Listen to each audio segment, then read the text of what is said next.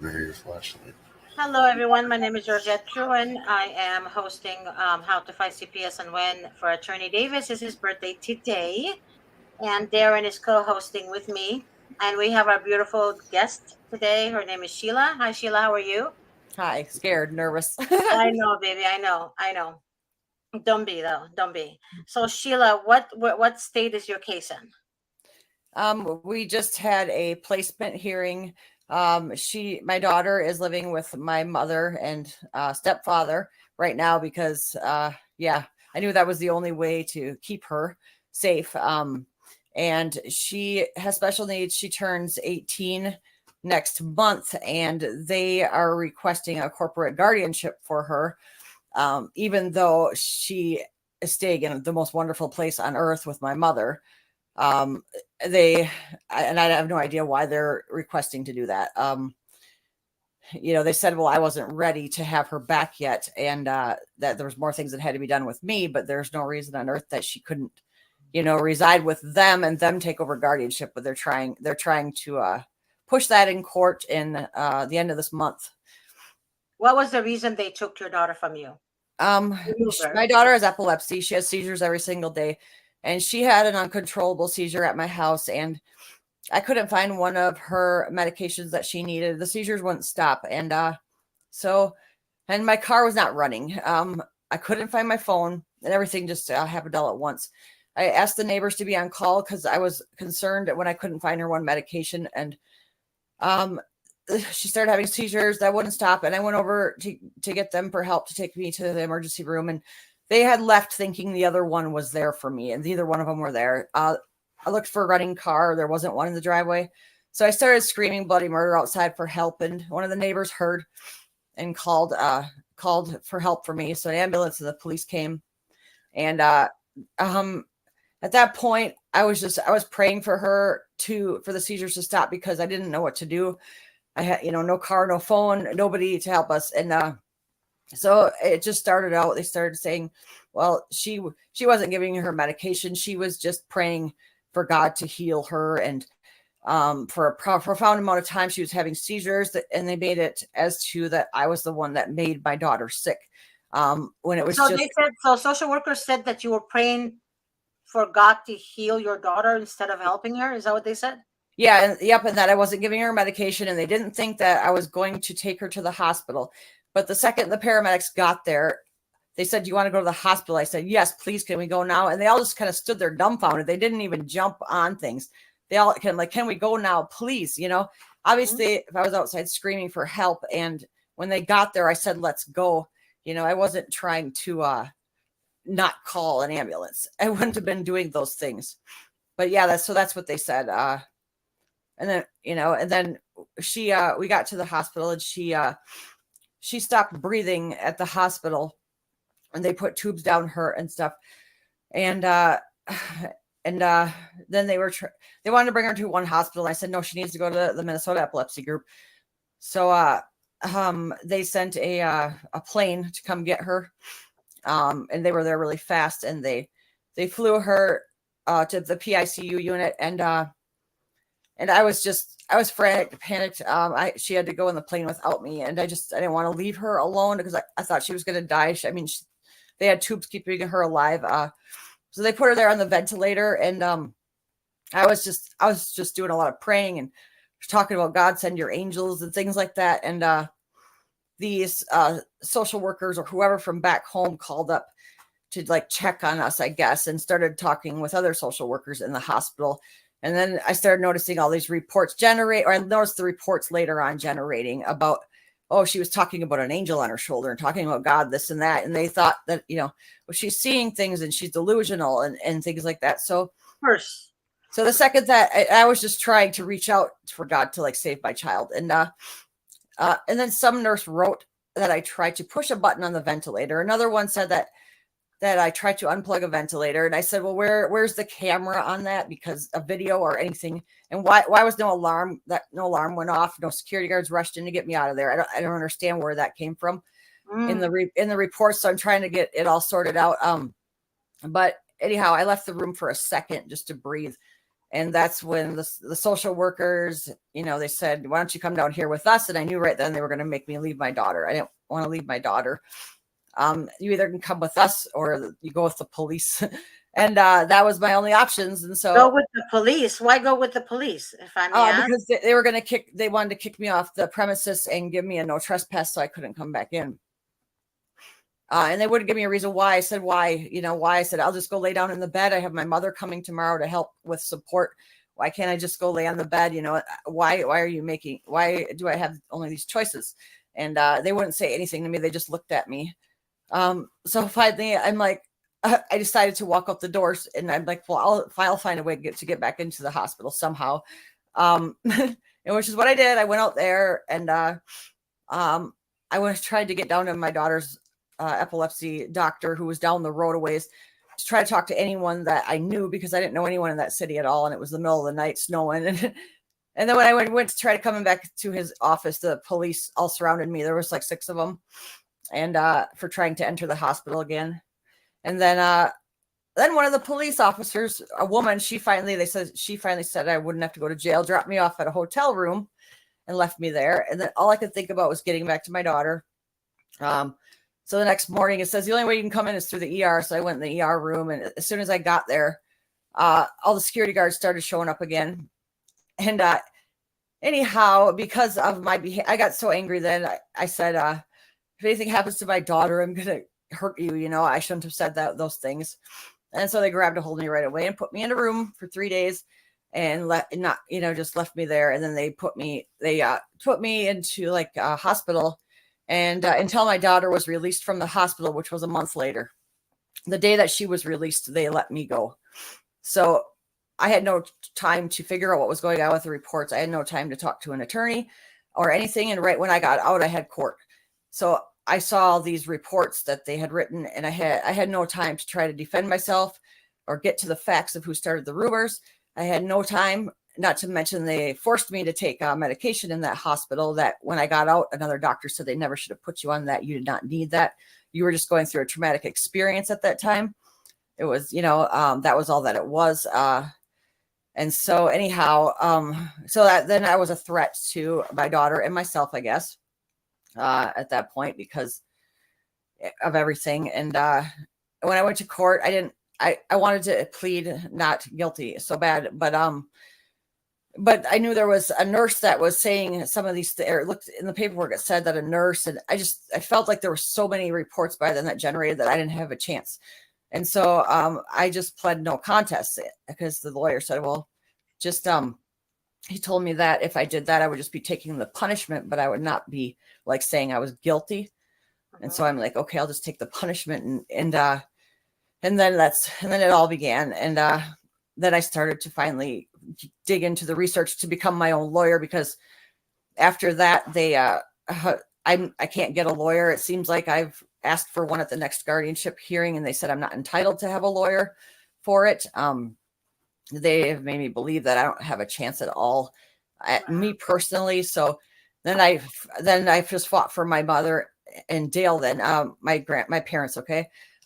So they were going for full guardianship as an adult, because my daughter's almost 18, and the state is going for full, or they want to put her in a facility or a group home versus her grandparents' home, until they get my stuff situated. So I'm fighting my own battle with trying to prove all the false statements and how things went down. And I'm also trying to fight to make sure they get her over a corporate guardianship. And Wow. they seem extremely strong. And I just don't, everybody says, well, just wait till the court date, everything will be fine. But every single day that goes by, I just think, how can I know for sure? How can I just know for sure that I've done everything that I could to make sure she doesn't end up in the hands of a corporate guardianship? How do I do that? I don't know. That's where I'm at. Okay, so what state is this in? Wisconsin. Holy God. That's a good question for Attorney Davis. I mean, I'm being truthful, but when is the next court hearing? It's July 25th or the 28th. It's coming up really soon. And what year did they do this? What month? It happened December 30th of 2022. Oh my God. Why did you wait so long? If I may for wait so ask, long for getting help, seeking additional help. um I guess because I was trying to learn and educate myself through all of it because I had the first attorney, it was too expensive. It was the money. The first attorney was only appointed for the first case, where I pled no contest. And then after that, I don't know, after that I was just reading on my own and I was figuring out that the best option would be for my parents to try to go for guardianship. They told me that I don't have a choice because they have control over her. They have custody of her until she's 18. She has a CHIPS case. I don't know if that is the same in every state, I but don't know. okay. So Darren, they have you heard of that, Darren? Chip's case? child in need of protective services, and they Yeah, yeah. Well, that's what first I wanted. now So the she 18 months. lawyers wouldn't help me because it was a CHIPS case. Yeah, I've heard of the chips thing, but is it 18 months or 18 years old? Like, where are 18, we at in 18 that Years age? old. old. 18 years old. Okay. All right. Um, What chips? I've never heard of that. Yeah, no lawyers would touch me. They said, "Is it a CHIPS case?" And as soon as I said yes, they said, "Oh, sorry." I mean, none of the free or reasonable lawyer. I guess it had to be free for me, yeah, because we were, yeah. But yeah, Okay, CHIPS so a case. chip case is a type of court case that deals with the safety, health care, and welfare of children. A CHIP stands for Child in Need of Protection and or Services. Children can be considered CHIPs because they are abused or neglected. What? Runaways or otherwise need protection or services. A CHIPS case is governed by uh, strict time limits is especially in emergency situation. But she was in your custody, right? She was in my custody, yep, until they took me from the hospital, and forced me to leave her alone at the hospital. So And she they was in your custody. What I'm saying is, if your daughter was in your custody and care, I guess my question, if Attorney Davis was here, is why would she be under the CHIPS case? I mean, why would I don't understand, because when the child is in your custody and they take jurisdiction from you, that doesn't happen until you go to a court. You go in front of a judge, right? But oh yeah, attorney when told, I oh sorry. go ahead. No, he told me that um, you still have custody of your child. No, I not right mean, now. I don't. They do. no, not right now. But when they first take her, remove her, if they tell you that she belongs to them, well, at the beginning, before you see a judge, she's still your child. She doesn't belong to them. That's what I understood from Attorney Davis, at least. Um, but they lie and tell you that you don't have a chance because the more they have this child in their custody, the more money they make from the federal government. I'm sure everyone should know that by now. So the federal government is what funds them. So every minute your child is in their care, the federal government gives them money. Mm-hmm. So you didn't, from what you're telling me, you didn't do anything wrong. It's not like you just let your child die, Mm-hmm. right? No. You went for help. So if you Yeah. went for help, I don't see how you neglected your child. Yeah, well, there's that one statement saying that I was trying to unplug machines, and well, as soon as any of those started up, they just it traveled through all their paperwork, and it just kept going and going, and the wording is all wrong. Like one person said, she stopped giving her seizure medication. The next person says she was only on 2 of her seizure medications, and I mean, it's all different through the paperwork. Everybody says something different between the nurses and the social workers. Everybody says something different. So when she was going through this episode, were you? I guess as a mother, as any woman or anyone, I assume if I was in your shoes, I would be panicked, right? Mm-hmm. Oh Because yeah. it's your daughter, you become emotional. Then you were panicking. You were trying to get the medication or look for the medication, but your mind is like, I don't want to leave her. Yep. What if she can't breathe? What do I? So Yep. you were racing in your head. Yep. But again, you called for help. I mean, you Yep. screamed for help, but they made you look like you're just sitting there and you're praying Yep. for God to help you. Yep. So they made you look like you're psychotic, basically. Yep. Yep. And then they put me in the mental hospital and they put me on medication for a schizophrenic. And then as soon as I wasn't able to talk to anybody or research anything for lawyers and then right when I got out, I had my court hearing and they had me on medicine for a schizophrenic person that they told me I had to take. I had to take that in order to get my child back. I had to take care of my health and take the medicine. And, I met with the psychiatrist and we talked and I got off of that right away. She said, you never should have been put on that ever. You never should have what? They never should have ever put me on that medication. They put me on a medication for schizophrenia because I was praying to God and praying for him to send angels and things like that. That part right there, I was mentioning on the show previously on my show that they would literally consider a Christian person psychotic. Because like I told you guys before, they're demonic. They're literally demonic with demonic souls. Actually, I don't think they have souls. They're just demonic because a person, they have absolutely zero empathy or they just bankrupt from themselves.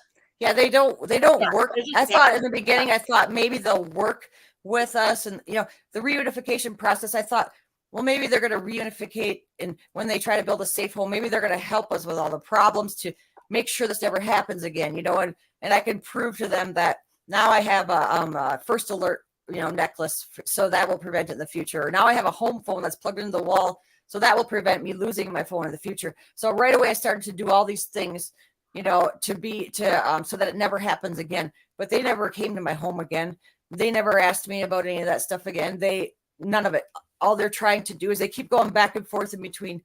Are you sure that this never happened before, right? What's that?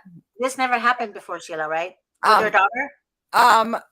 There was actually the CPS case. They came twice to my house before this happened in over about a week's time. And before this incident, which is so odd, they came twice in 1 week, and that made me really nervous as it was and probably made things more stressful for me. But anyhow, yeah, they came then because somebody at school had said she has autism. They said that she was grabbing at her chest. So they wanted to make sure she wasn't sexually abused. And they said she had a little bit of dandruff. So they didn't know if I was taking good enough care of her that way. And that was their excuse for coming into my house and walking through my house and everything. And they said they were going to close the case the day before this happens. They said it's so weird because we were going to close the case the day before this happened. But then everything that they had from the case that they were going to close, they're using, anything and everything they can find from that. So now they're saying, well, we had reports coming in for about 7 days, because they included the school saying that she was grabbing at her chest and she was, that she had dandruff or something. So they're including, anything there. Then they brought in, absenteeism. When the head of the school district told me if she has a seizure, not to bring her in because the ambulances are too expensive. And if she has a seizure, just keep her home. And then they bring up and say, yeah, they said that to me. And so I'm like, okay. And that's what I'm supposed to do. Who told you that? Who told you that? She's head of the entire school district, the top person. So the top person told you not to call for not to bring my child into school if she has a seizure. Okay. And then she said not to call the ambulance or something like that. No, they said, I had sent my daughter to school with a first alert necklace. And so in like a week's time, people had used it because she had a seizure to have the ambulance come. Well, so the head of the school district called me and said the ambulance is costing too much money. So if she has a seizure or you think she's going to have a seizure, just keep her at home. And so now CPS is... Hold on. Did you get that in writing? I wrote to her recently and I said, would you stand by what you said when you told me to leave that if my child has a seizure to keep her home? I said, because they're now coming at me for absenteeism as one of the excuses CPS has too, that I wasn't. She didn't respond. She hasn't responded. It's been like why? about why? But you know why? Because that's illegal. What she said is illegal. I know that much. What she said is wrong. She can get fired for it. The reason for that is because for her to say the ambulance is too expensive. Yeah, I took a picture of the message I had written to her, and I sent that to CPS to try to defend my the absenteeism thing, but I didn't get a response back from Christine Oh, I just said her name. Oh, well, Christine McMasters. Anyhow, it doesn't matter. That's who it was. So, No, you can't say that. But, okay. yeah, don't say her name. But Okay.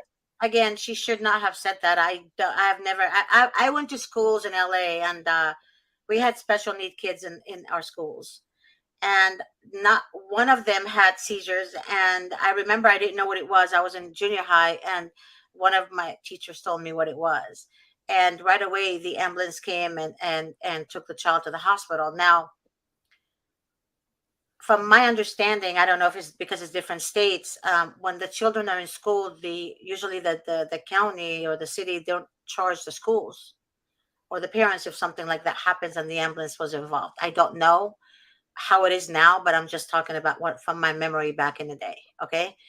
Um, but in your state, I don't understand that, because if anything, she would want you to do it in writing, right? Anything like this pertaining to your children from the head up person at school, you would want to do it in writing for the parent, right? You don't just call the parent and tell them what you think it should be done, especially something like this, because CPS will come after you saying you did not take her to school, you did not do anything for your child, you neglected your child. Yeah, So and at the time, I didn't want her going to school that much because she was having so many seizures anyhow, and so I just was like, okay, the head lady told me this, so. But now, yeah, she won't respond, so now I guess that's where I am with that. But oh wow, Darren, at the state of Maine, what do you guys at your schools? What do they do if something happened to the child? Do they call the ambulance, or what's your school Yeah, like? I mean, we've never really. I mean, we're pretty rural up here, so I mean, yeah, I mean, if you got, I mean, all I know is this: is when I went to school, we definitely had special needs kids that were in the school, and it seemed like whatever they needed, they were given to have 100% access to. Like I worked amongst the classes with them. Like I volunteered my time to go in and I helped the resource kids out, and I helped the teachers do classes and things like that, and they were always well taken care of. Now, of course, I didn't know what the backside or the political side of anything goes, but it seemed like, as far as I saw, for a million years, that there was never any sort of. But that was 100 years ago too. Like a lot of lawsuits and a lot of things have gone through these systems since. I would be knowledgeable about how those things go in the schools. So, and unfortunately, I think that's a lot of the problem. Like she was saying with the seizures. Well, you know what? Probably somewhere along the line, some poor child had a seizure, and the parents sued the school because it was the school's fault for the seizure. I'm not sure that this is true or not. And now we've got these problems. So unfortunately, here she's stuck between a rock and a hard place. And, and so are these lawmakers in these schools, like a lot of places, because everybody's so sue happy. They're in it's a tough situation. I mean, everybody deserves the best care, the best love, the best everything. And, you as her mom that shouldn't even be a thought in your mind, that you have to worry about your child at the school and how they're going to treat her, or how she's going to be, like, are they going to call the ambulance if she has a seizure? Or are they going to let her? I mean, I would pray to God and everything that's holy that people would not allow that to happen. But they've always been good about calling an ambulance, but the teachers and everything, but she was like, just keep her home, if she has a seizure, and so then they come after me saying that I wasn't sending her to school because of my fear. The social or the CPS is saying that it was my fear why I wasn't sending my daughter to school, and that her attendance was bad. Right, that's the catch-22 in all of this too. Like this is the whole catch-22, is that okay, you keep, just like you said, your kid has. So I know for a fact in Maine, if your child has a fever of over 99.9, they're to stay home. Well, you keep your child home for 3 or 4 days of having this COVID thing or whatever. Next thing you know, the police are knocking on your door saying, excuse me, your kid's truant, or you're, like, what's going on? And then they're holding the parents accountable for this late.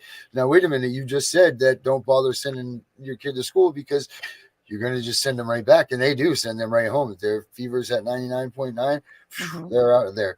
So like, what do you do as a parent, like now?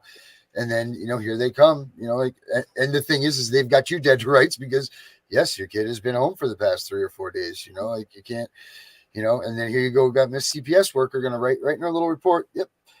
Parent, they don't say that the school recommended because their thing was 99.9. They don't even say that they took their temperature. They just write down in the report, yeah, they kept the kid home for 4 days and didn't contact or, something along those lines. And that's what they do. I know someone very close to me and very dear to me that so much to as she was at the doctor's office as the caseworker was writing her little notes and memos saying, well, she didn't even show up for this doctor's appointment. So that's it. We're going to TPR them and so on and so forth. While this person was literally in the doctor's office with the doctor, so it's chaotic how they just take these things, not chaotic, idiotic, how they can just take these things and do what's right as a parent. Your kid's sick. You want to take your kid home. You want to nurse them. You want them to be better. That's, I'm a dad. So, whatever. But, they're taking that and turning that into you're guilty of neglect. See, this is the whole problem is this word neglect. What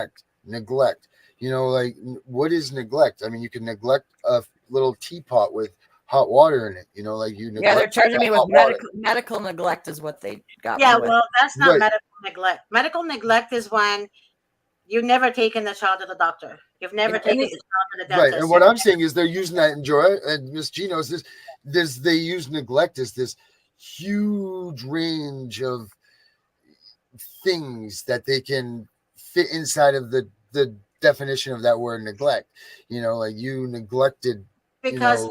Well, no, but Darren, keep in mind that they also, the only reason they're allowed to remove children is when the child is in imminent danger. So neglect and neglect is a big part of it. So even when the child is not neglected, they say neglect. So that's basically what Darren is saying. So it's not neglect because the children who are really being neglected, they're not cared for. Right, they're not in imminent danger, right? They're not in imminent danger. So either the system is delusional, or they're just on meth, or they're just meth heads, or they're sniffing cocaine 24/7, or else their brain is soup. Either one of those will fit them. So to me, they actually go towards the good parent, the struggling parent, the one that's trying to make it, and they leave the other kids with the abusive parents who actually kill them at the end. And that's why they hear a lot of Americans, they, who are not involved with CPS, they hear stories.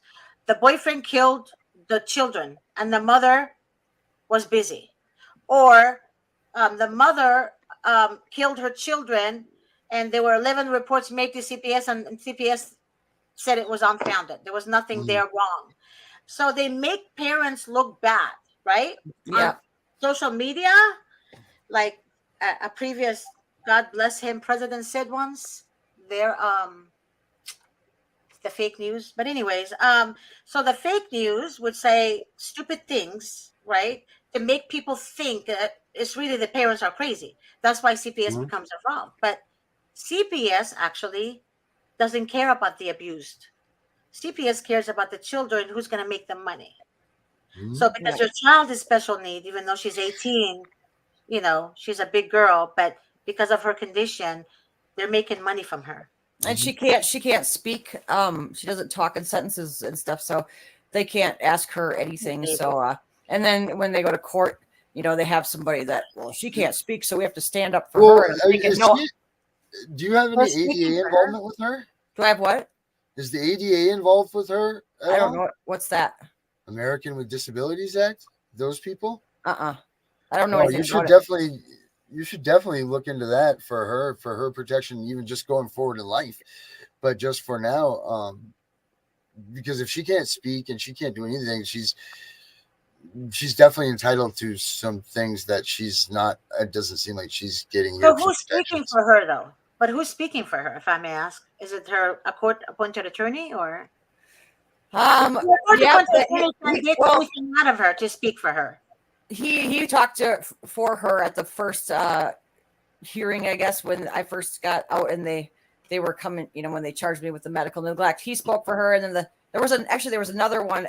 they said that I was able to get an attorney, so they had a new hearing after that, very shortly after that though, which I only got to talk to him for a short while before it. But yeah, he made him shut up on the next hearing, so that was kind of nice. But then now they switched judges on us. I don't know why they've switched judges on us. How But, was the first judge? Was the first judge seemed fair? yeah, I thought he was Okay, going to that's be it. okay.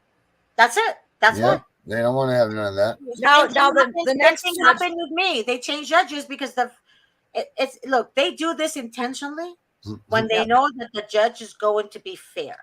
well, When everybody wrote the first judge letters, all kinds of letters, and right after he got those letters, it seems like too, they switched judges, and then this judge says I'm not entitled to an attorney at the guardianship hearing. I don't know if that's true or not, but Yeah, and well, that's probably a Davis question, but I think that you're always entitled to an attorney, are you not? I mean, that's what I thought. I mean, You unless know, there's isn't our rule always like don't do anything without your attorney? that's it, because you're in CPS court. So Right. yes, you are entitled to an attorney. In Yeah. fact, a judge said that too. It's on I have it in writing. I have a letter from him. Yeah, listen to me. You're entitled to an attorney because there was a guy on YouTube who went to federal court, or I think it was federal court. I can't remember. It was like 2 months ago. Yeah, Brad And Johnson. the judge told him this. Who was it, Darren? His name's Brad Johnson. Okay, but the judge did tell him the same thing, right? Mhm. That she didn't want to give him an attorney, correct? Mhm.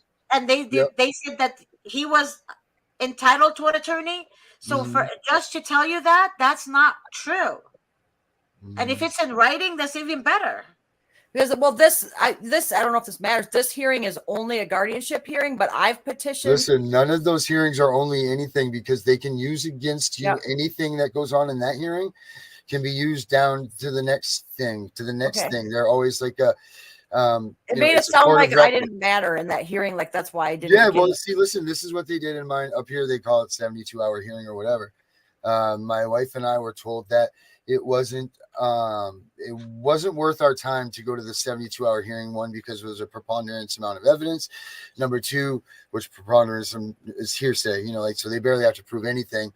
And what was going on, it seemed like they would get it anyhow.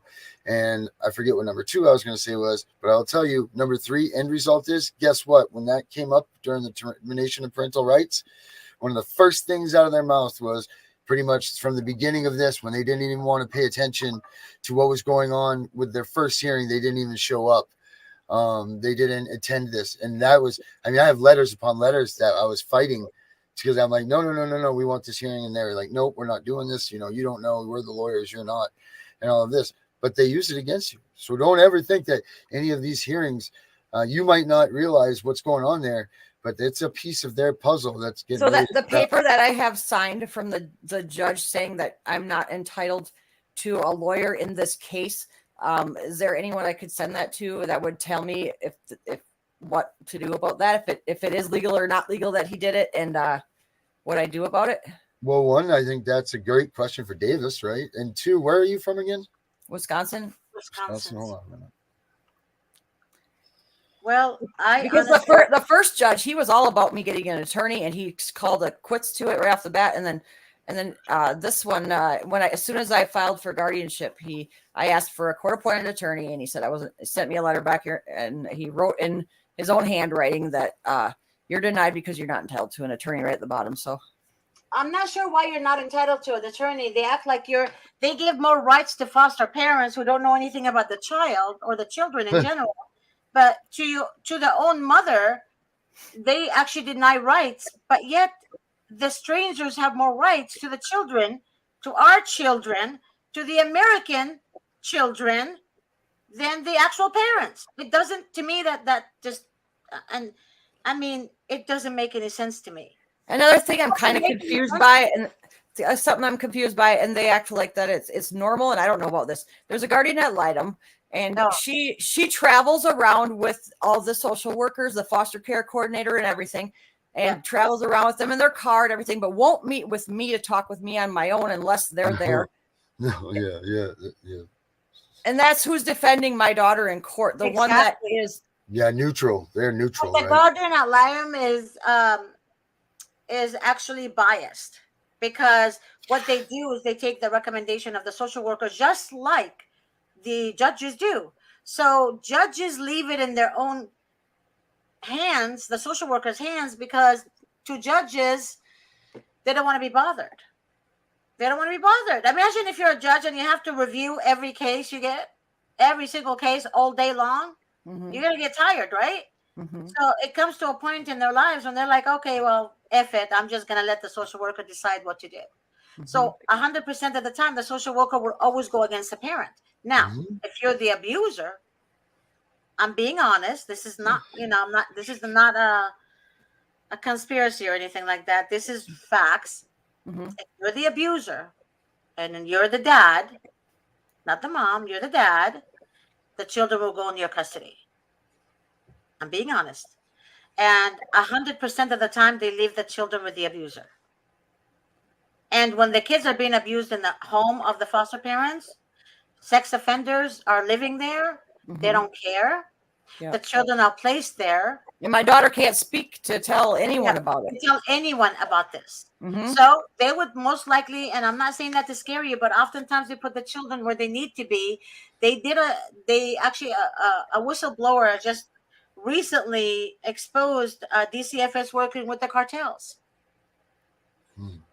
And that exposure was to the FBI. So that's what I saw. That's what I heard. And what I'm telling you right now is that I mentioned this last year on my show. I said DCFS are part of the cartels. And I meant it. Because what they do is they use children to traffic them. And that's what it is. So the income that is she would be getting because she's disabled and 18 as that was like, oh, we'll finally get a break in our life and finally be able to survive. And I've done it for 17 years on like nothing, taking care of her because I love her. Because I would give her anything in my life, every penny. Yeah, but now here they're going to get paid quite a bit of money to care for her now. Quite a bit of money. Right. That's when they want. That's when they want her. That's when they want special need kids. So when they get a special need children who can't speak or defend themselves, they can do whatever they want. Yeah, I know. That's what I'm afraid of. That's why I was asking you guys for help, because I feel helpless. Like I don't know what to do. And it's coming up. It's only 20 days away before this hearing of guardianship, and then it's another month till she's 18. So. Honestly, honest to God, your story is so intense right now because I'm really upset because she's special needs, especially, and she can't speak. She can't even kick and scream. She can't. Right. Just for real. Yeah. Like, you need to get a hold of the ADA. You need to get a hold of some of these people, these groups that help these special needs people. Because we don't know if they're going to help her, Darren. Well, that's what I'm saying. They need to at least call and try and look. Because it's a CHIPS case. But I mean, if nothing else, that's why if they could help my mother and my because they're not the abuser. I'm trying to read what the difference between CHIPS and an investigation is, and it. CHIPS look, let me read it again, okay? CHIPS is not for just special need kids only.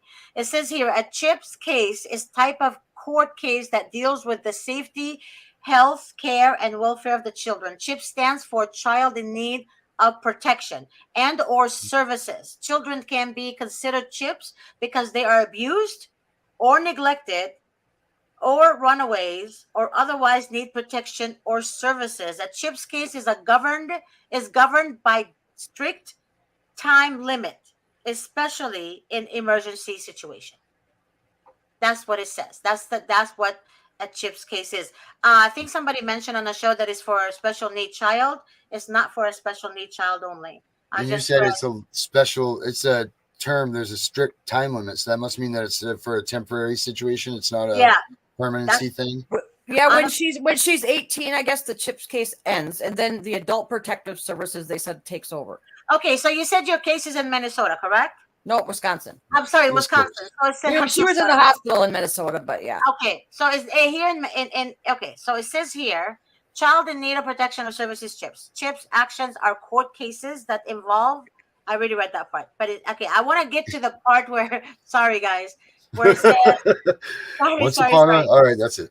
No, it says Minnesota. It says the Minnesota juvenile rules of procedures define the difference between a party in a CHIPS case and a participant.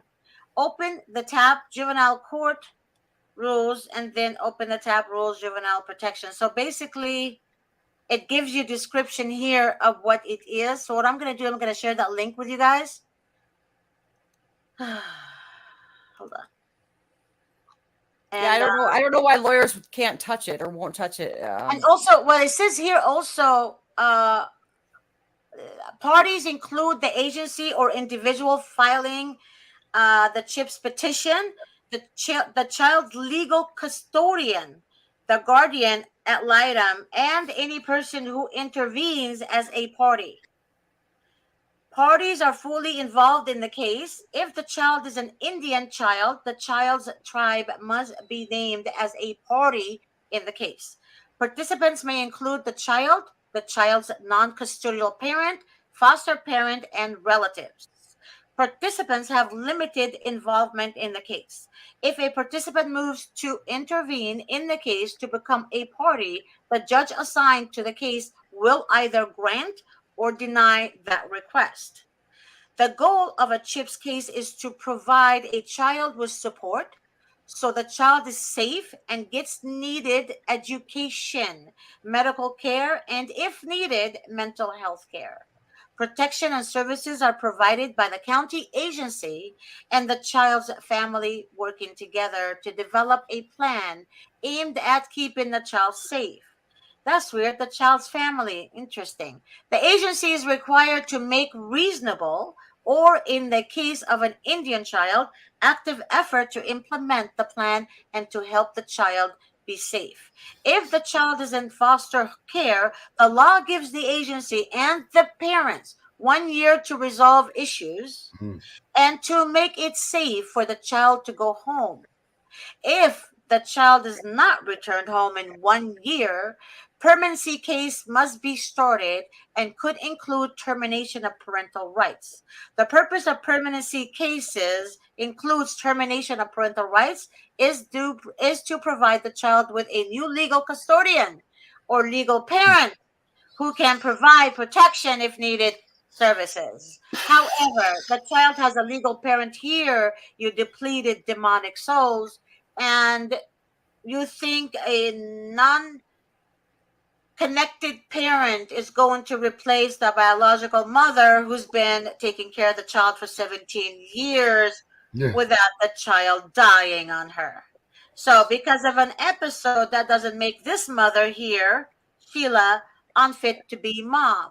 However, you government official, you state officials and county demonic minions, honestly, honest to God, you guys are going to meet your creator one day, and one day you're going to feel, wow, you're actually not going to feel anything because you're going to be tormented. Well, you are going to feel something a lot, but you're going to be tormented forever for eternity because of what you're doing to children. And yeah, exactly. That's they could hurt me all day long, but they're hurt. Luckily, thank God my daughter is with my parents at this time, but if she goes anywhere else, I said, you're the real threat because my daughter has seizures in the middle of the night. And if someone's not watching for those seizures 24 hours a day to turn her on her side so her airways are open, she's going to die in a foster home. I said, and you're going to be responsible for her death. I said, you are the real threat. I was never the real threat. And God forbid, as soon as I sent that message to them, they stopped my overnights. That was it. They said they said my bad behavior, I needed to go see a shrink. And I could not do overnights with my daughter any longer. It's so sad. And you know what? They call it bad behavior because you're concerned about your daughter. They call it bad behavior. But if you're not concerned about your daughter, you know what they're going to say? Your Honor, she doesn't care about her child. Exactly. And the judge is going to say, well, how dare you not ask about your child? You know why I'm saying this? Yep. There was a case that I spoke about before that involves a firefighter. So the judge in the case told the mother, why didn't you the judge asked, did you call the father to make sure the kids are okay?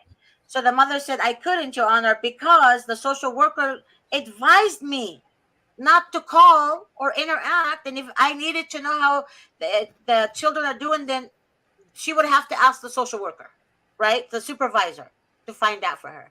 So, but the judge saw that, not that the social workers told her that, and she has it in writing. The judge said to the mother, "How dare you not check up on your children?" Clearly, this dyke judge said, clearly, you're an unfit mom because you don't care about the children. You Well, then understand? I care so much that I offered I to know.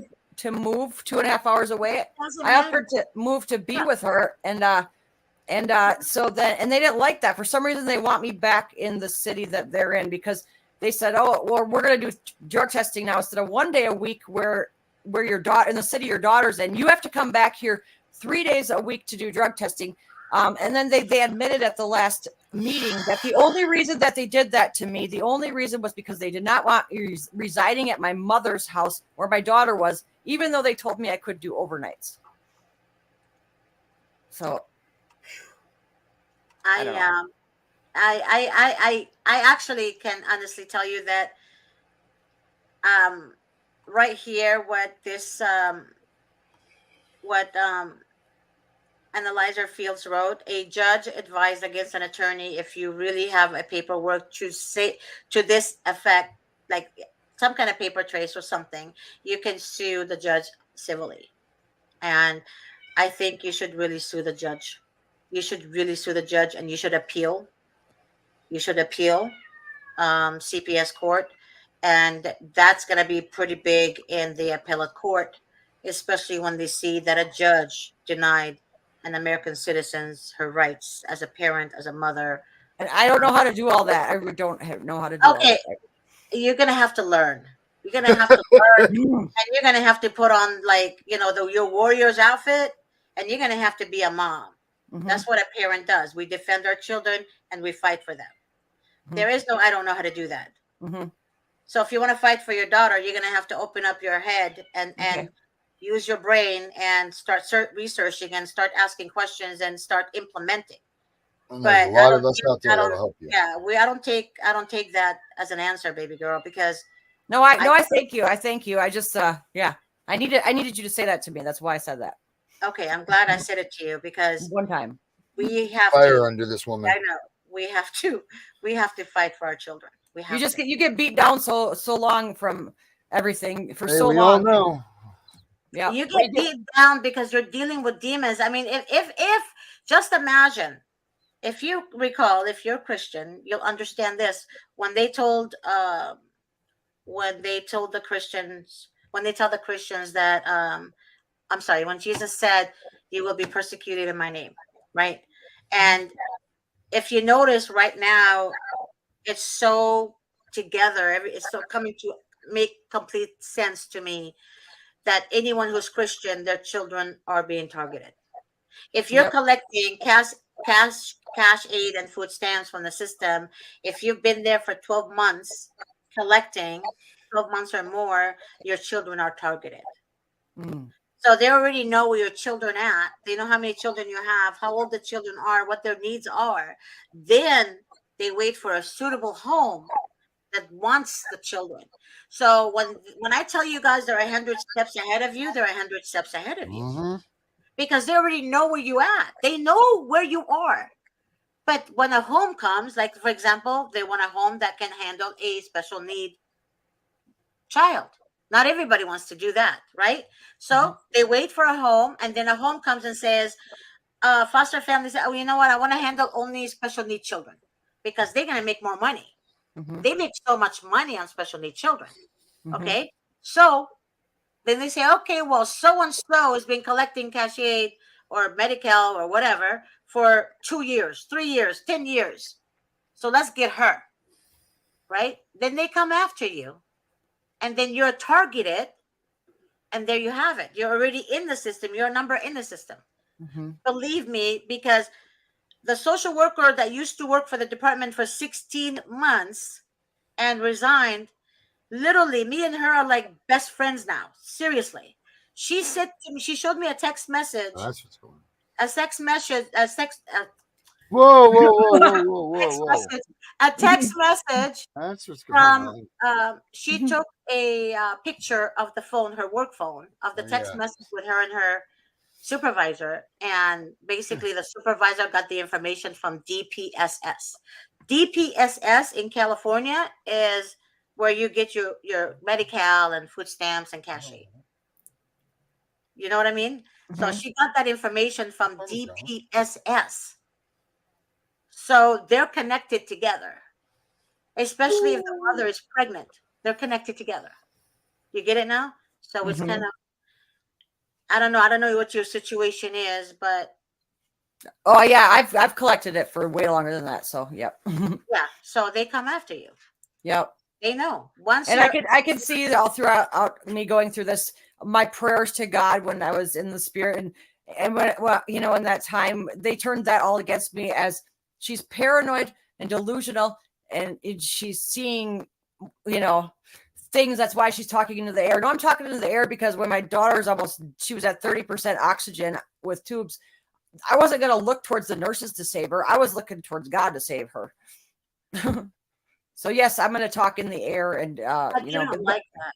They don't no, like they that. didn't like. They turned everything all just horrible against me because of that. Everything that involved me saying God in the report is completely turned against me, as I'm going to kill my daughter or I'm a schizophrenic. Everything. Well, God, because they don't allow God in the court system. They don't like God. As you see, they're trying to humiliate God, but they're gonna. Mm-hmm. They're not.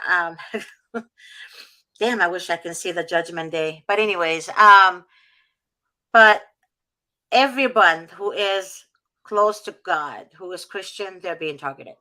We have Mm-hmm. pastors, clients. We have pastors who did nothing but welcome them atheists to churches and LGBY, whatever the heck they call themselves, to churches. And what they do is they retaliate against the pastor and report them to DPSS. And then they say the pastor and the wife is forcing the children to go to church, to go to Sunday school. Like, what? Honestly, I used to love Sunday school. I couldn't wait to go to Sunday school. It was the most funnest time in my life as a kid. We did a lot of activities. We talked about Jesus. We had a lot of prizes. It was amazing to me. So, why would you think the children are being forced? But because he's Christian and he's a pastor, guess what? He's cool. I felt like God led me to you. I felt like Yeah. right when you responded to me the very first time. I felt like there was a reason. There was a reason I Me? you're all of you there. Like there was a reason that I connected with you, Thank to you. be on the show, even though I didn't really want to be on. I know, but what I know, I wanted you to be on the show. I Yeah. wanted you to be on the show. I But You're definitely flowing a lot better now. You're not as nervous as you were at the beginning. yeah. you're, I'm you're, forgetting that there's a camera going on. I'm looking at you guys. So. no, it's okay. It's okay. No, you're doing good. But I'm glad actually you're on the show because I didn't know what a chip case is. Actually, it's my first time hearing about it, to be honest with you. Nobody has ever mentioned that to me. And I've been with Davis for a while. So that's why I wish Davis was going to be on the show today. But I wanted to be on the show tomorrow, though. I would love for him to hear that. And I would love for him to know, to give you the answer that you need to move forward with your daughter, getting your daughter back. And also with that judge, you have my information. So can you text me that judge's full name, please? Mm-hmm. I would like you to text me that judge's full name and the court address if you don't mind. Okay. And I'll take a picture of the paperwork too and send it.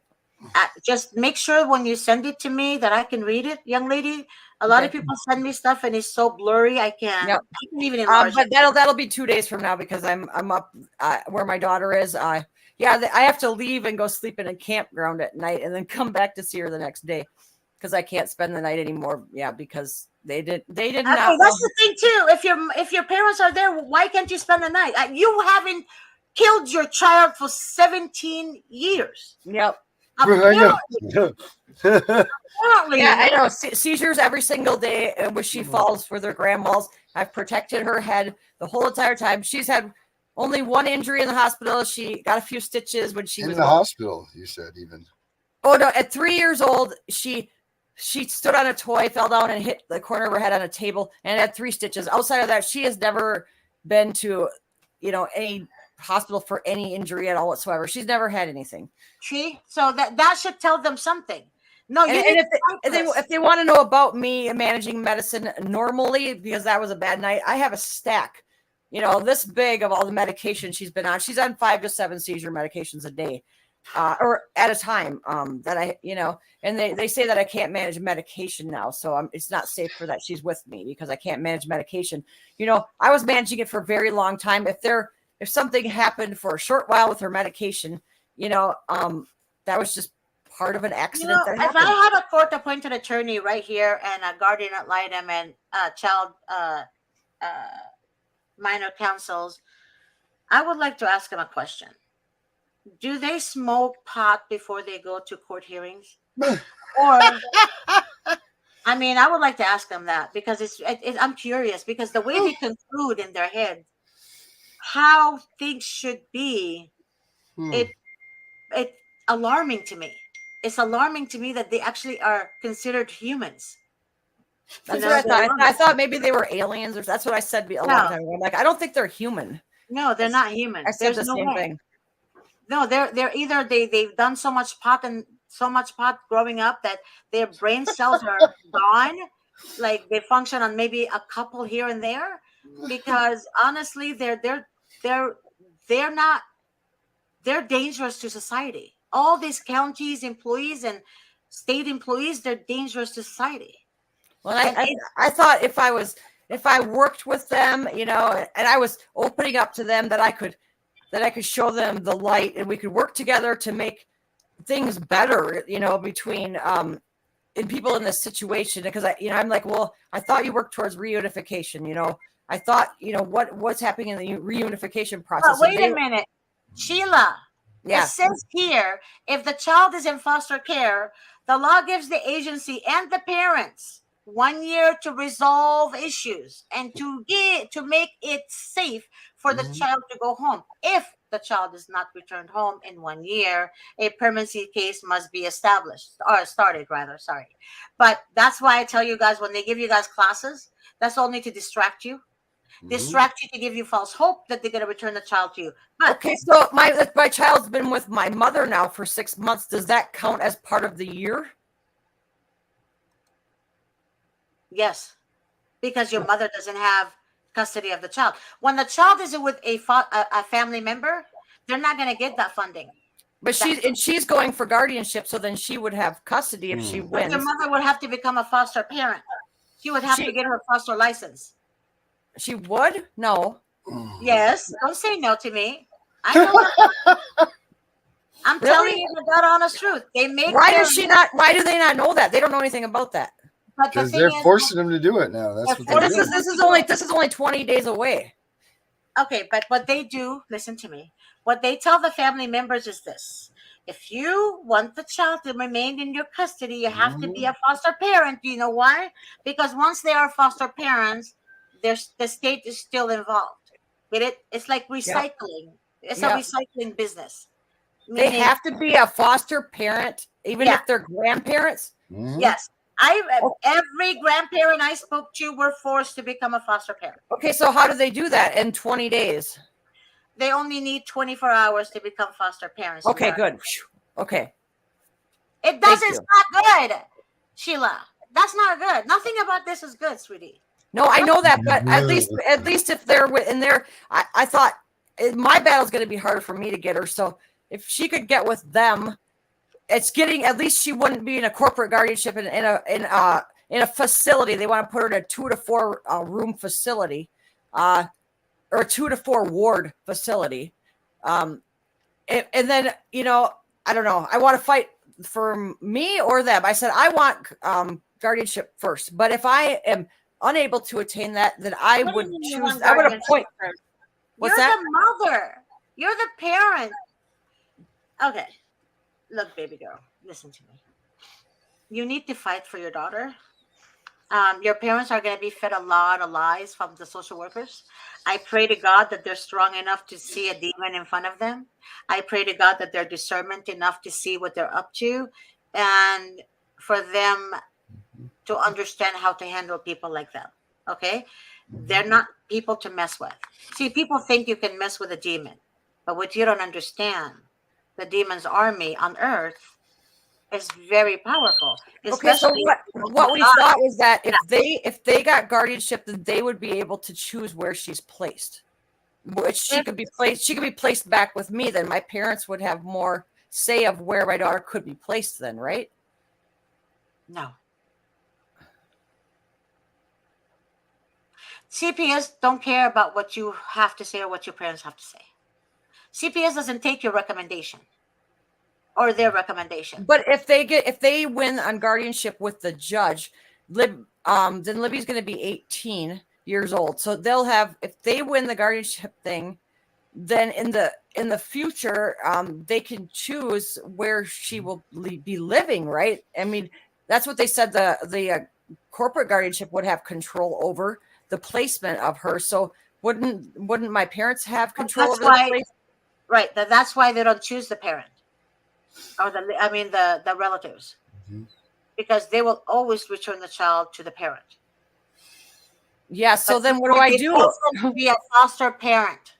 They have to be a foster. Is that what they should do then? Is that what I? Yes. That's what they usually force them to do, Sheila. Okay. They force them to become foster parents. It would be better that they did that and I fight for myself at the same time, though. So at least there's two people pulling away from them, right?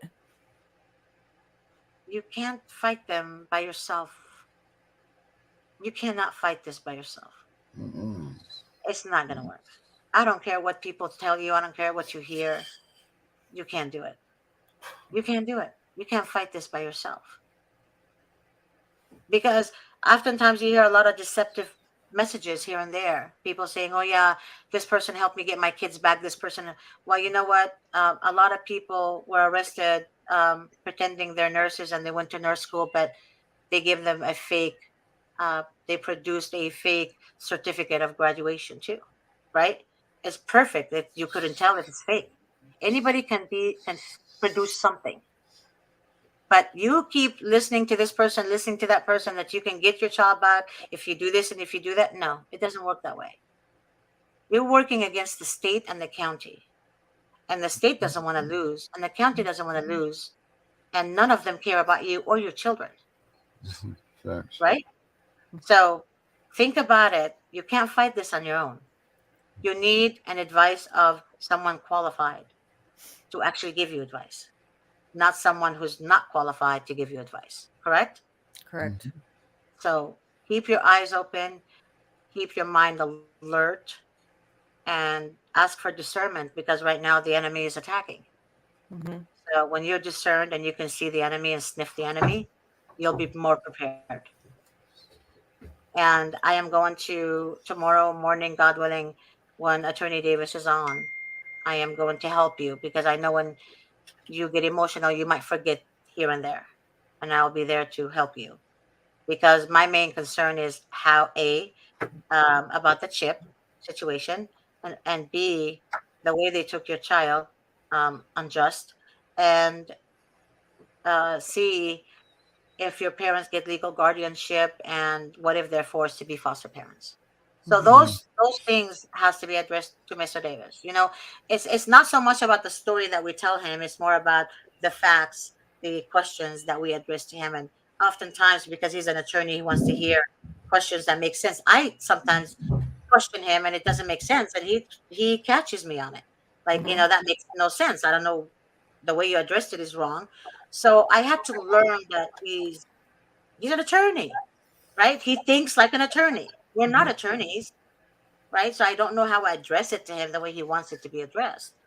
But again, we have to understand and know how to ask the questions, right?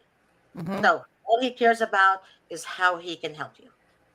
You can give a little bit of story tomorrow, of a little bit of brief, you know, description about your case, but don't make it too long. But stick to the questions that you want answered from him. And if I were you, don't worry about getting a paper and a pen to write his answers down. I want you to focus on hearing what he has to say. After the show, I can send you the link via text and you can watch it over and over again. All right. Okay. So the most important thing at the beginning of the show, ask your questions, so that way when you watch the show over and over again to listen to him, It would I be in the can't hear beginning. you very good right now. I don't know why, but Uh-oh. You can't hear me? not very good. How do I sound like, Darren? Quiet. You Sounds quiet. sound nice to me. Okay.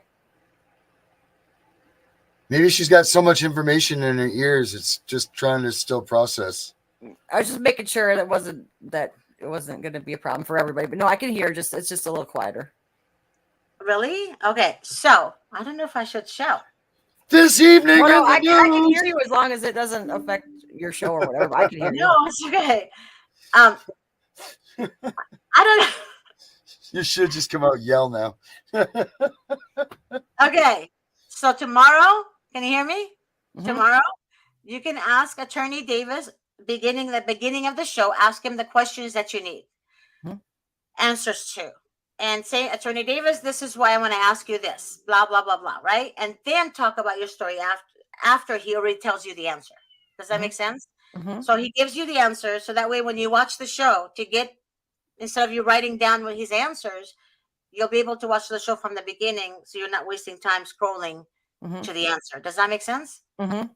So stick to the facts first. Hear what he has to say when you ask the question, and then after all that is done, then you can talk a little bit about your story on what Okay. happened. Does that make sense? Yep. I just find it easier for people that way. Mhm. Instead of them scrolling, they'll just find it. Mhm. Okay. Yep. I hope you heard me, Sheila. But if you don't, you have access. We'll talk. Doesn't matter. Okay. Thank you very much. You're very welcome. Darren, you want to go ahead and talk to Sheila? And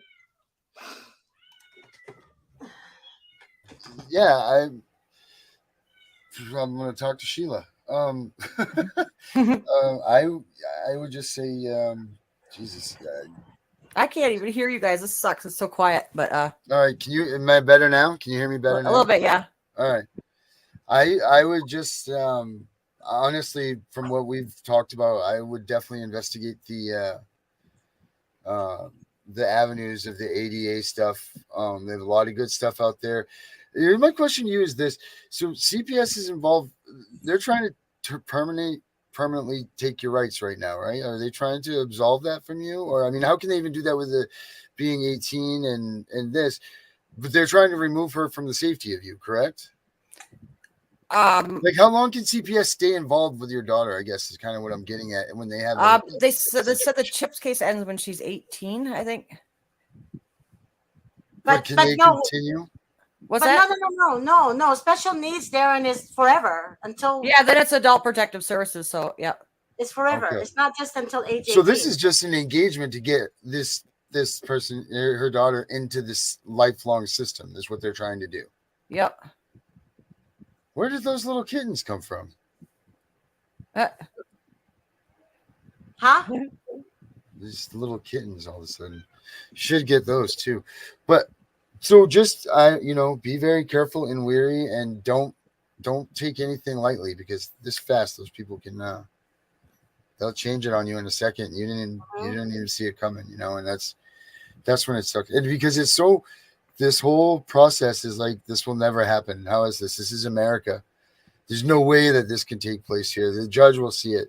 Think that everything's like, the court TV shows that we all watch, and none of the end results are that, so just be very cautious and wary.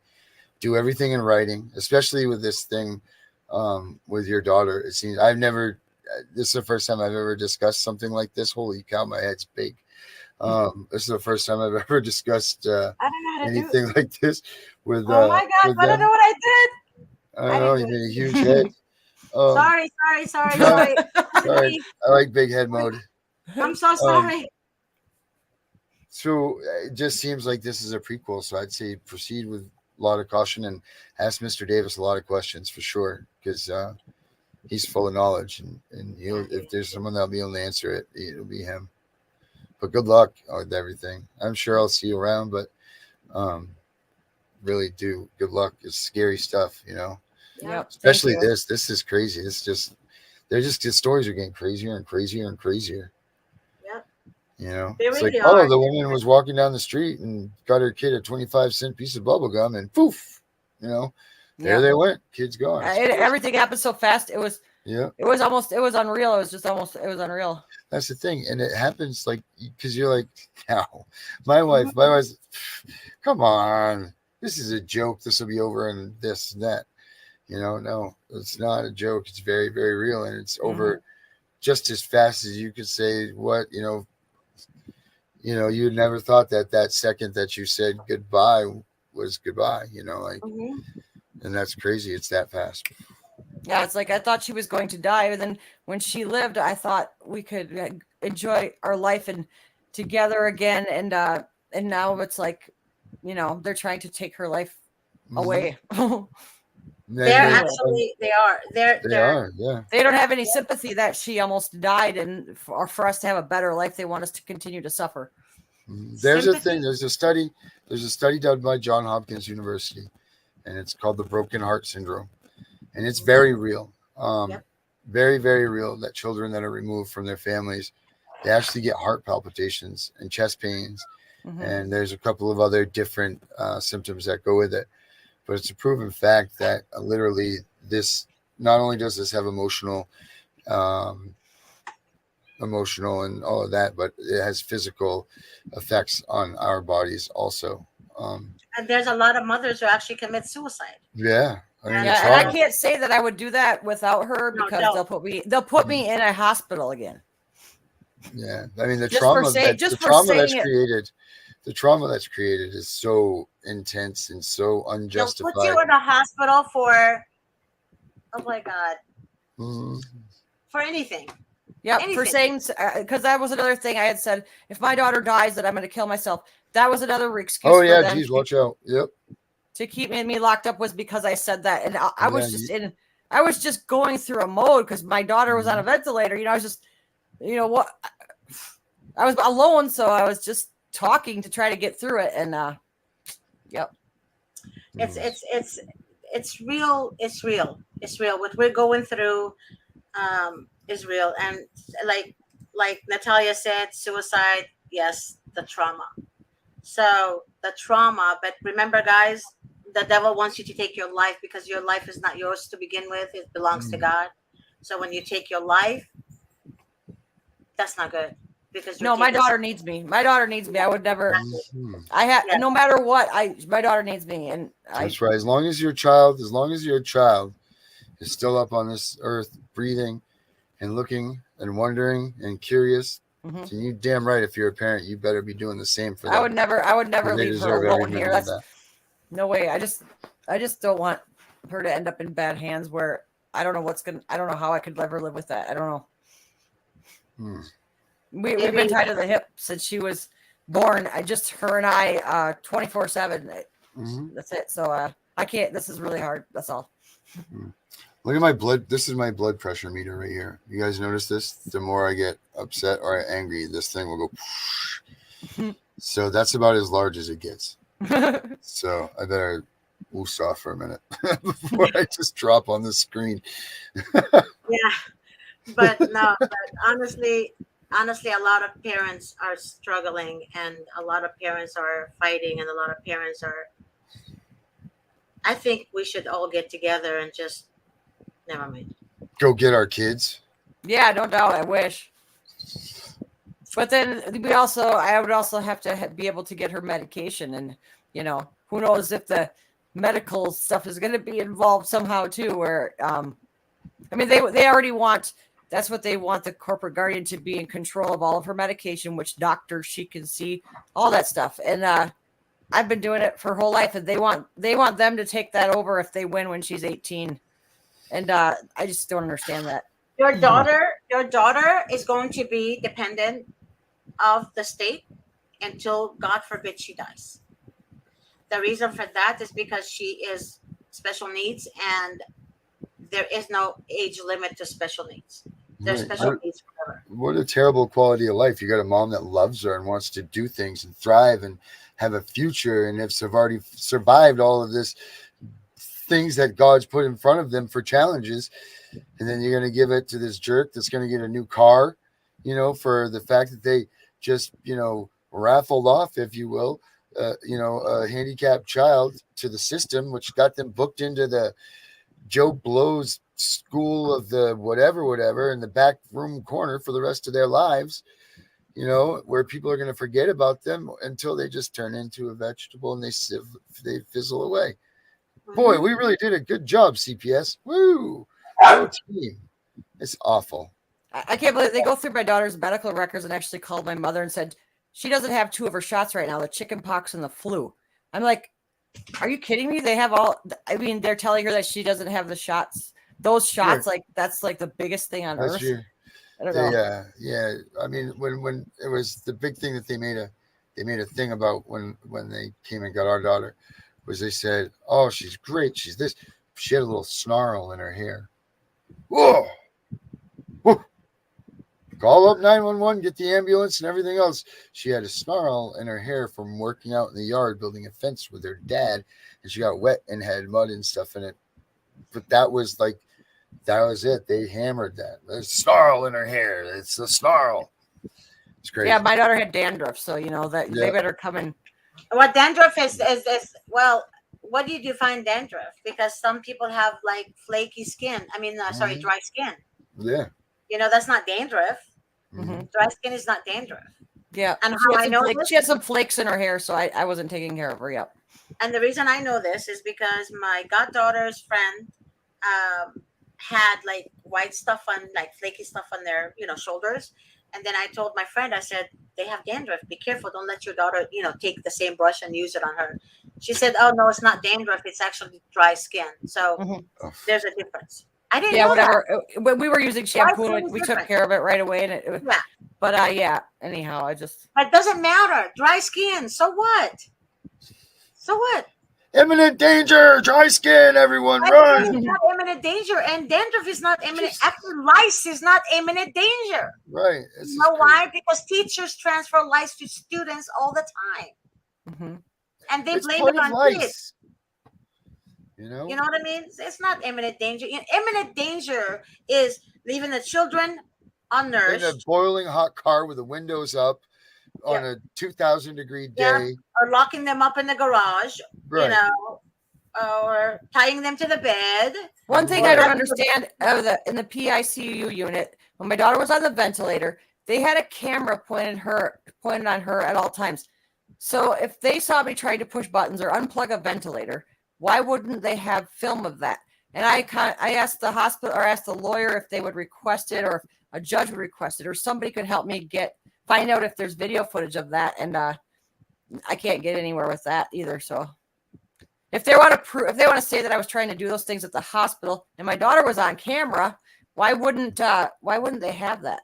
Right. Yeah. But how would they have that though? How would they have what?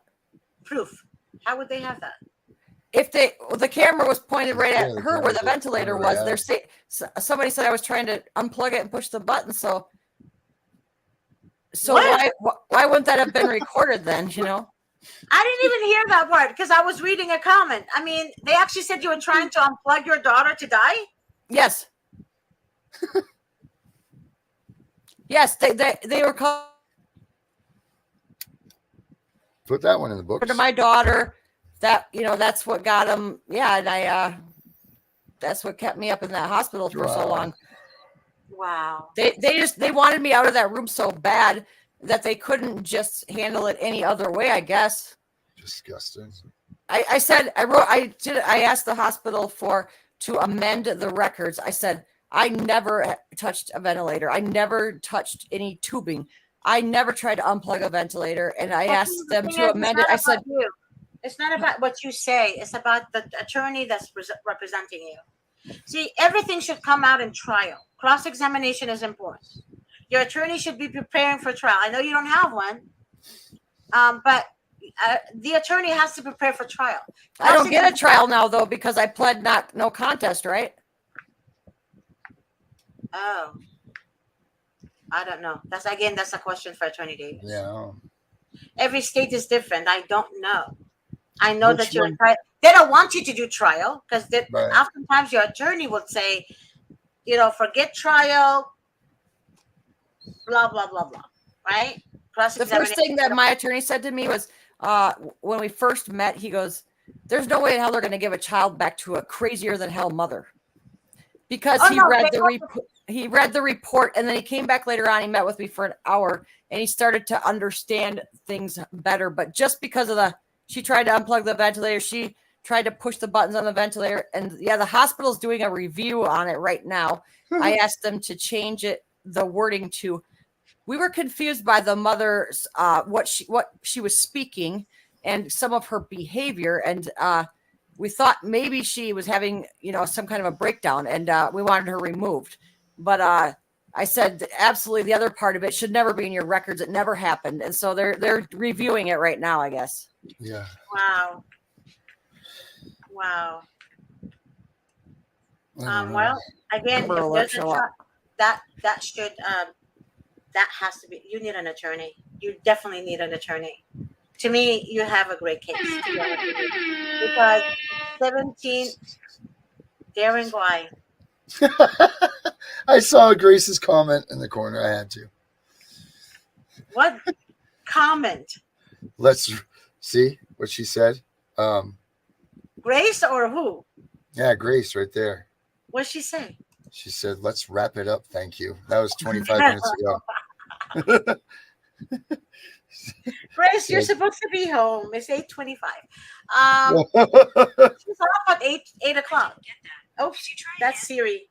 Sorry, Siri. Cutting into their time.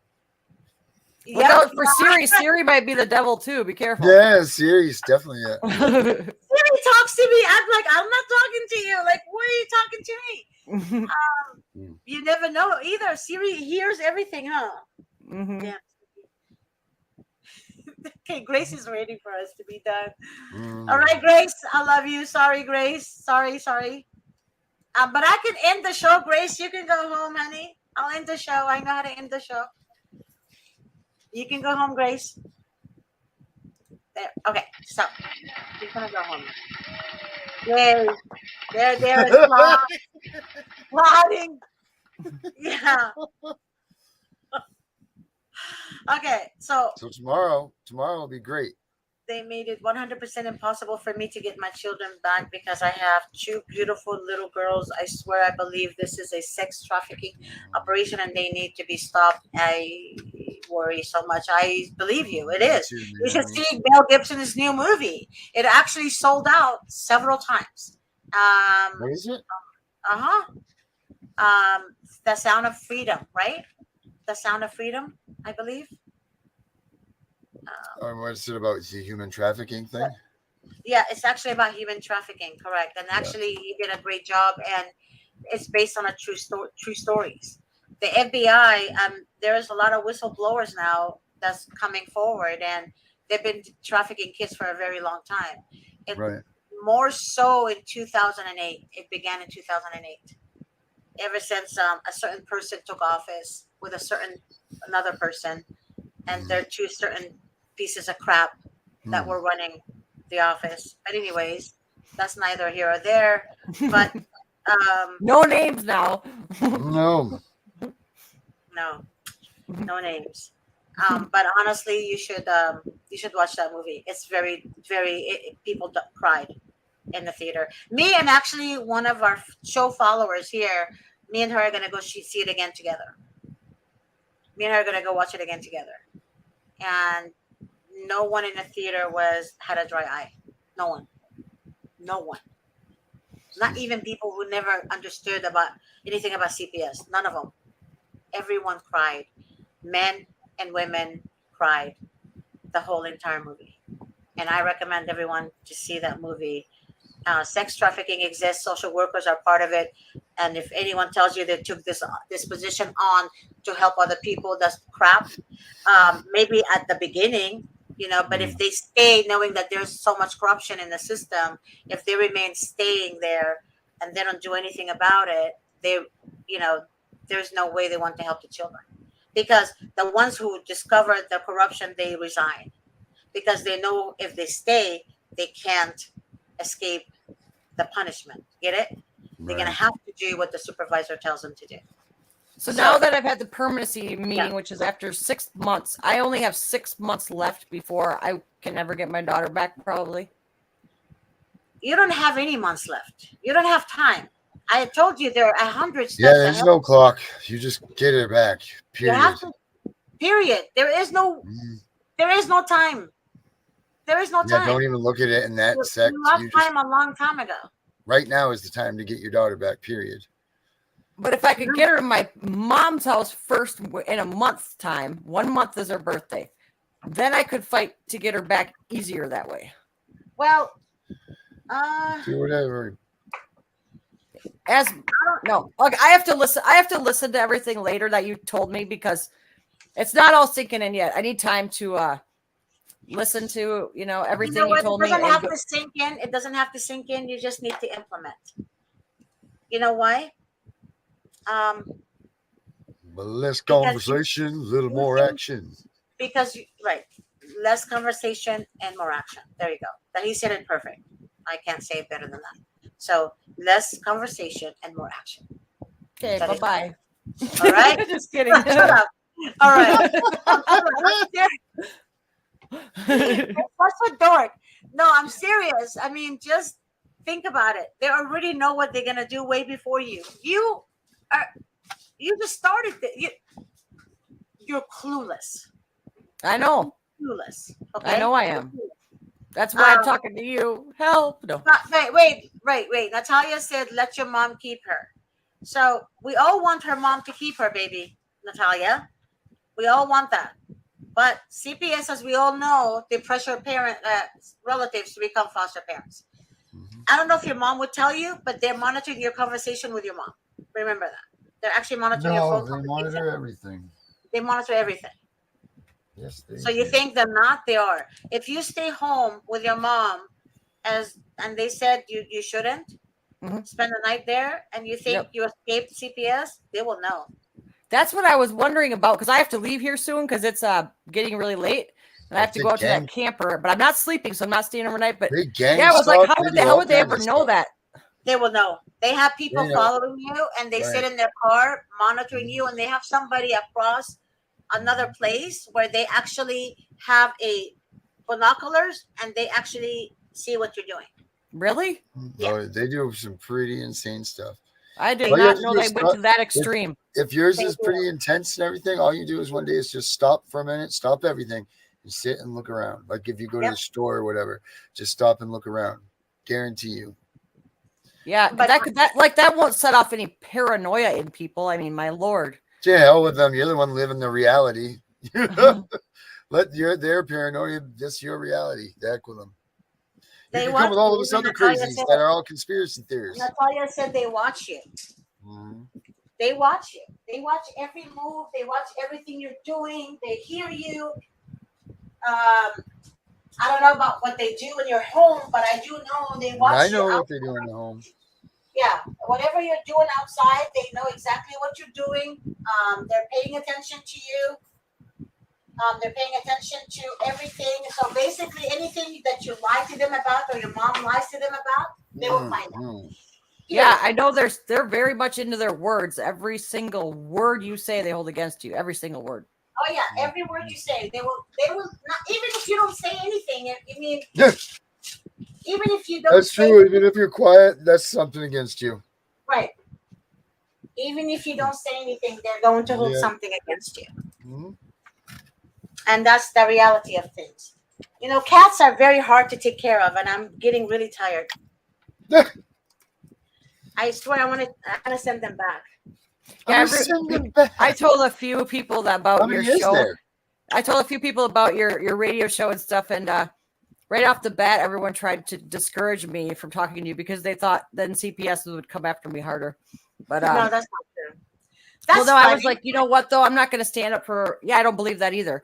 I'm not. Everyone has a right to speak to attorneys. I mean, hello. You know why they say that? You know why they say that? Because there's fear. They have fear. They have fear of the truth coming out. That's why. And sometimes sometimes I don't even know if it's about the truth coming out. They just because some people that said it actually do care about me. They just don't trust the world in general, probably. But then I did let people watch your videos, and all of a sudden, everyone started changing their mind. You know, I showed your videos to a couple people tonight, and they're like, "Oh yeah, you should go on there." So yeah, because it's the truth. You speak the truth, and they don't want the truth out, because once the truth out, imagine how many parents out there that is fighting and they're keeping them quiet. Imagine when they wake up and they get the guts to stand up for themselves. Imagine if we're all walking hand in hand. Imagine the whole United States. That's what I've been saying that for a long time. Sweating bricks. Well, you're all welcome to come to my court hearing. Imagine we can get 200 or 300 of us in each state over the 50 states at the same time. More than that. At the same time. Yeah, at the same time. They're going to be constipated. Nothing they can do. Nothing. Yeah. They can't get their shit out. They're going to be constipated on the toilet. Yeah. And we are going to be those things that they need. Yeah, that's why you cannot live with fear. Fear will cripple you. Exactly. That's what I never felt any fear when it came to speaking with you. I was a little nervous, but it was discouraging to hear all the other people that were trying to talk me out of it, because something's gonna bad happen then if they were talking you out of it, they're just jealous that you were doing it. That's all. That's not true. No, it's not about so much jealousy, Darren. It's more they were worried that I was going to get hurt because of it. Right. But the reason for that is probably because they heard a rumor, because social workers spread rumors too. And social workers don't want us to be able to speak our mind. Yeah, the social workers have everyone believing that they're doing what's right. And so. Well, that's not true. They're not doing anything right. But they want the American people to think that. And it's not true. So we all know social workers are corrupt. We all know there's not one good one in the system. And I actually feel very sorry for them, like I said, and they are going to be exposed. I mean, I speak my mind, whether you're the vice president or whether you're the president. I speak my mind. I think every governor of every state should implement an emergency drug testing for every person that works for CPS. More than that. You think it's only drugs? Well, I'm just saying, I think, imagine that. Imagine they all came into work. Did you not hear about the attorney? Did you not hear about the minor counsel that was arrested? Oh, I'm sure it goes through. For having sex with the CPS children. And he's actually in the gay world, dressed in a lingerie, and he's posing like a girl, like a woman. Oh yeah, he's actually dressed in a lingerie, and he tucked his weenie in the back somewhere. Must not be that big, but anyways, he tucked it in the back somewhere, and he's posing, because I thought it was a woman. I couldn't see it, and then my friends told me it's tucked. I mean, I saw it. I have a picture of it in my phone. So basically, he's done a lot of wrong. You better get rid of that before they come and get your phone for some reason. And all of a sudden, you got this crazy LGBTQ sex picture in there. They're going to throw you right into jail. Get rid of that thing. Oh, I don't care about that. So, no. Why would they throw me? Why? Why would they throw somebody in jail for that? You've seen them do things for less, haven't you? But it was sent to me. I didn't search for it. I know. It's sent to me. I'm just saying hypothetically. That was all. That wasn't like it's going to happen. But yeah, I'm saying these are the things. But they are the things that do happen to people. Yeah, I don't. I have God, so I don't care. Really, it doesn't matter. God got me. No, that's fine. God's there, and I love God, and He's right here. But we still got to take these punishments when they happen, and it sucks for that interim. Well, God didn't create this. Jesus didn't create this. We created this. We actually choose where we are going, and sometimes we make the wrong choices in life, and we deal with the consequences. But again, God didn't do this. But God said, "Knock on my door. Knocking on your door. Open the door. If you don't open the door, he's not going to come in." So God is very, very angry. Yeah. So that's why the devil creates chaos, so we can forget who God is, so we can dwell in the misery of the chaos He created, and then we push God aside, and we're answering to corrupt, demonic, possessed individuals who are not worthy to breathe God's oxygen, or actually be among humans. But anyways, I'm glad to hear that you are a Christian. That makes me very happy. thank you. I am. Mhm. And a lot of Christians also, who say they're Christians, be careful, because if you Watch don't out. do what God says to do and you don't walk the walk, you're not Christian. It's very And important if for people you to can't understand forgive people and give them, Boom, a new bingo. chance, key. it's If all you are about not a forgiveness. forgiver, then you don't walk in the footsteps of God or Jesus. Right. No way, you do not. Yeah. So forgiveness is very important. When you forgive someone, God didn't say forgive people and be among them. He said forgive people and pray for them. Mhm. Sometimes it's best for you not to be with certain types of people because there's too much going on, Mhm. right? Mhm. Regardless of what happened, you stay away, but you forgive them and you don't hate on them, right? Mhm. Yep. So you forgive them. That's a very big deal. However, I cannot forgive CPS. I will never forgive the state or the county, and God knows where my heart is on that one. No, Now, I'm I having can a hard forgive time with that one everybody too. else. Now, I can forgive the world. I don't care. But I will never forgive them for what they've done. And I actually prayed about You can't that. mess with God's children like that. God doesn't like that. No, and I prayed about that. I prayed about that. I can't seem to forgive them. I Mhm. can't. It doesn't, because if I lied to myself and you, guess what? God knows my heart. I'm not gonna lie. Mhm. So I forgive everyone except CPS Mhm. and the judges and guardian ad litem and the court appointed attorneys, um, which I pray against, by the way. I don't even pray for them. I Are you really allowed don't. to request a new guardian ad litem, or you can't do that? You cannot request a new guardian ad litem. It's whatever. Again, that's what, according to Mr. Davis. I don't know. Honestly, maybe you can, but that's a question for Davis. Because Can you tell sometimes, that these are cameras? yes, I knew that they weren't freaking spy-like. yeah, they're cameras. But it's I don't know. But even if you request another guardian ad litem, guess what? It's the same thing. Anyone that stays in that Ooh. service, they're corrupt. You don't get it. That's what my friend told me, and she worked there for 16 months. She said she couldn't take it anymore, to the point where she couldn't sleep at night. She couldn't eat because she felt guilty. Mhm. And she was doing things against her will because her supervisor told her to do it. Yep, I think that's kind of a lot what's going on with a lot of them right now. Yeah, it's No, awful what they must have to go through. no, no, These no. people that just take that job thinking that they're going to save the world, and then they end The up ones, seeing. but it doesn't matter.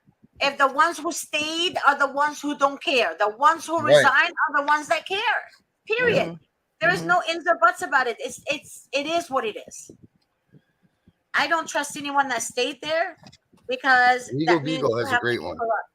What is that? How to This is an file a article motion that was out to at change Legal Beagle. guardian It's how to file a ad motion to litem. change a guardian ad litem. But what state is this, Darren? That's just in general. It's just an overall discussion on it. There's no Okay. designated state. It comes from the okay. Yeah, no, that just comes from overall, I believe. I think it's in that magazine, the Kids on the Hill is where I got it. It comes from. Yeah. I keep getting messages from somebody there. Yeah, it's pretty good stuff. Yeah, because it has a bunch I'm of not different sending you places too. anything. I don't know. Illinois. Who's sending you messages right now? Now you're It was the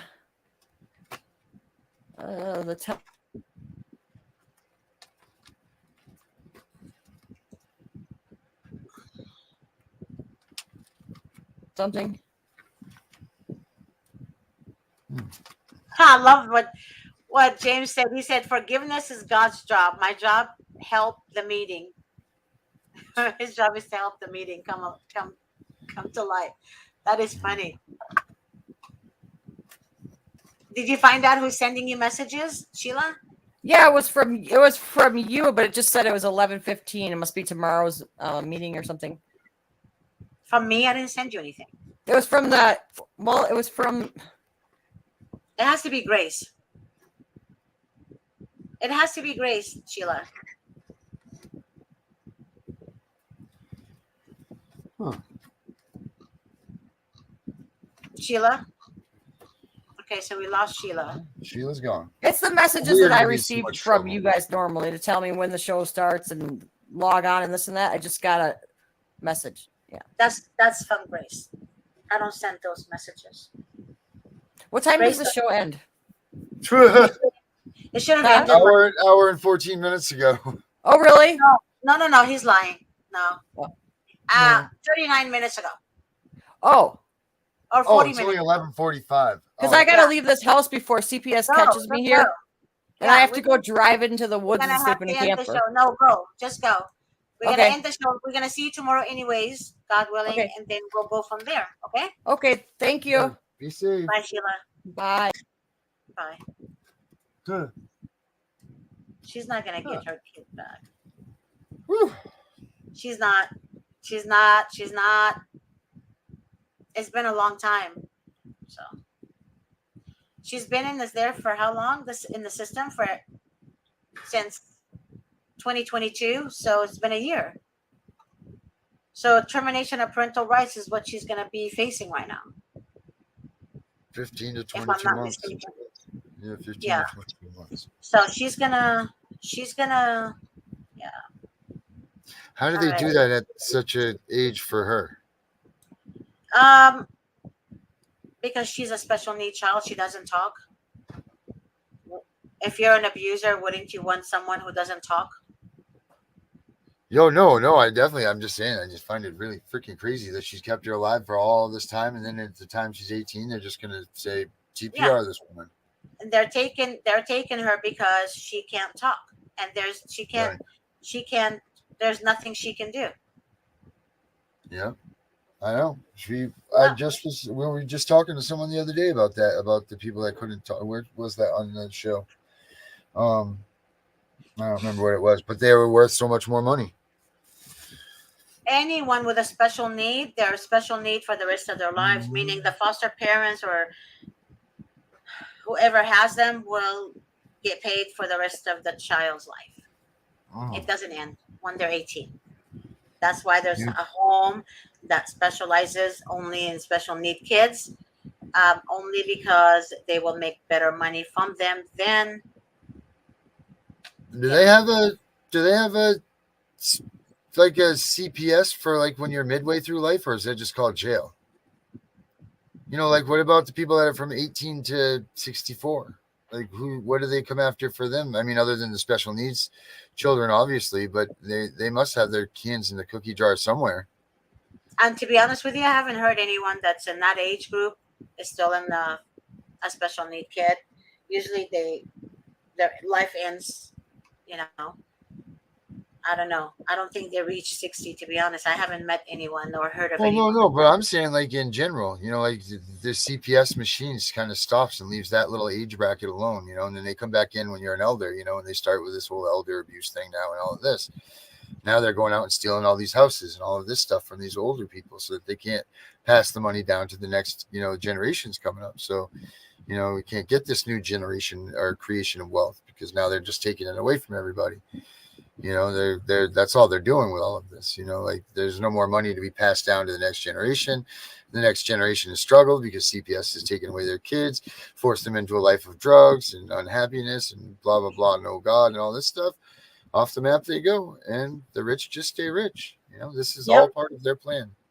It is, and that's why they want to also keep people silent too. Mm-hmm. Guys, if we're silent, then we are not worthy to be God's warriors, okay?